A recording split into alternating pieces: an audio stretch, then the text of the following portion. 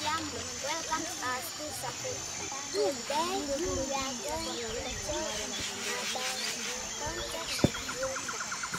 Water means everything in our life. when do we need to drink water? Relax.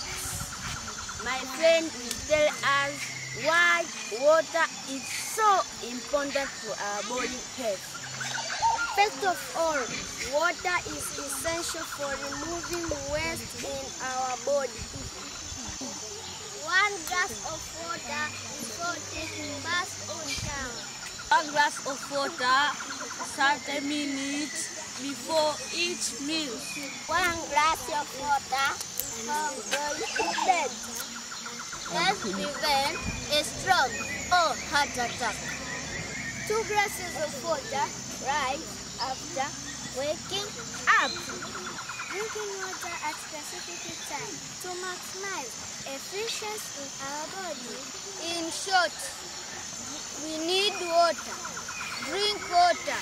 I repeat, drink water. Thank you very much, my brothers and sisters, for a nice lesson. Until next time, bye-bye.